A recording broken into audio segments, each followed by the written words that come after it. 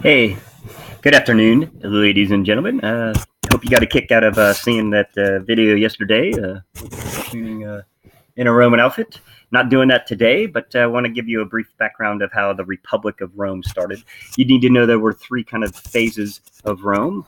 One was a monarchy, where the Tarquins were in charge, and they were brutally harsh to their people. Then the Republic came, where people had a little bit of a vote, like the citizens could vote for people, what a republic is, and then it turns into what's known as the empire, or their dictators. So we want to talk about the republic.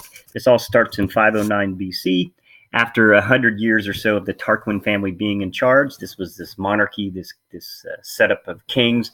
The people got tired of being kind of bullied and pushed around and just being treated so brutally, so they revolt. They take up arms and by force kick them out, and they set up what's called a republic, which is also known as a representative democracy, which we have today in America. Ours is different, but it is the first idea.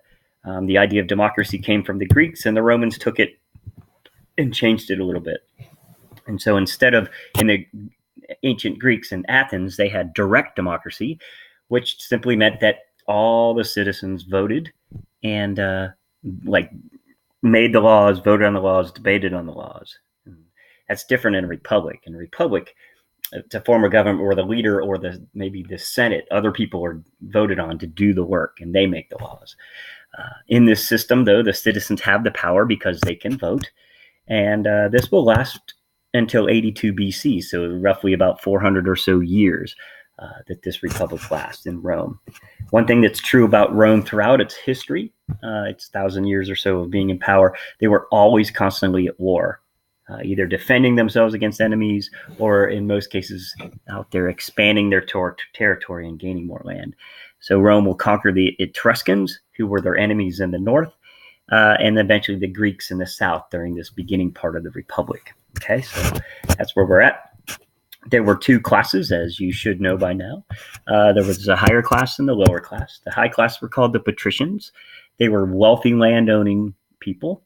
They were nobles that made up this ruling class. Nobles means they were born into this high class. So if your parents, grandparents, and great-grandparents were a patrician, then you would have been as well. In fact, you couldn't work your way up to this class. You had to be noble. You had to be born into it. The rest of the people, which was about 95% of the people, were called plebeians, which was the lower class. These were artisans, shopkeepers, owners of small farms, and really they were the guys that were out there fighting in the Roman army. Below that were the slaves, but they weren't even considered to be a class. They were just separate. They were just slaves.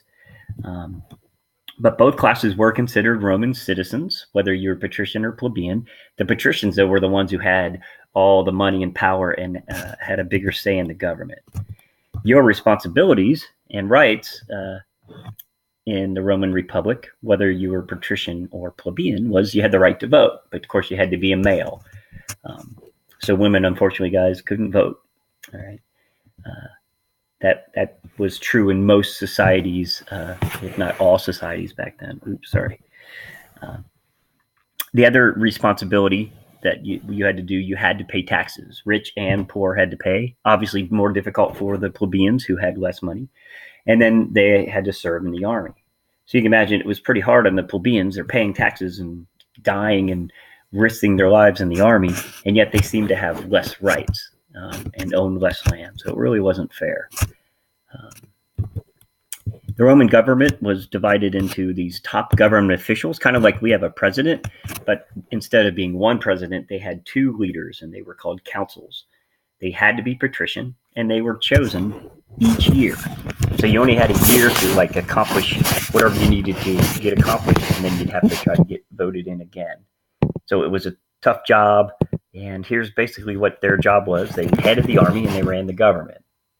And Rome was all about war and gaining more land and power, and so it was very important that consuls were good at leading armies, and they would choose different nations and different places to go and conquer.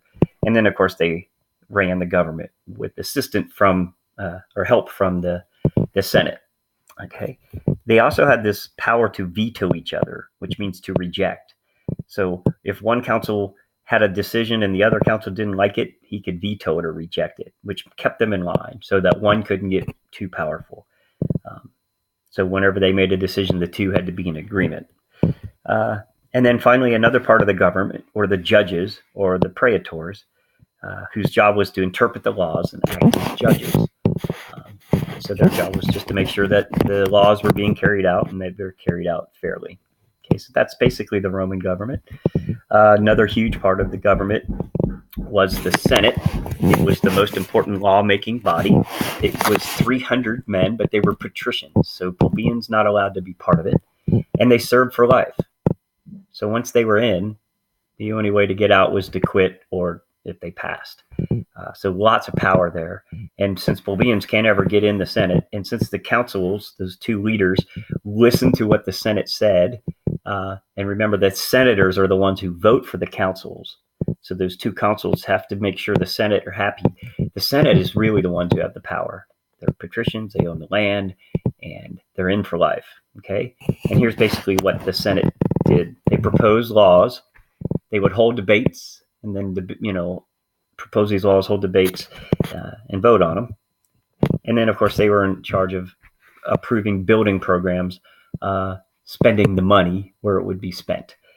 So the Senate was all about making lots of money, collecting taxes, and then spending it, because the Romans loved to show off their wealth and power, and by building big things and big projects and that. So like things like the Colosseum and different things you might have heard of before. So that is basically the Roman Republic. Lasted for about 400 years, and it is what gave us the basis of what we use today in America, in the world of having representatives that we vote for. We're a little more fair in America today, where women can vote, and where it doesn't matter how much money you have, you can, rich or poor, you're allowed to run to be in the Senate or be president or to run for office. And so our citizens seem to have a little bit more rights and responsibilities and freedoms. Okay. I think that's it. Please make sure that you put these notes, along with any of the other notes we've taken in Rome, in your binder. Actually click them in the rings of your binder, because we will be having a test here soon and a review sheet and all that. So you need to have this information. And I think that's all I got. I hope you all have a great day, and we will see you soon. See ya.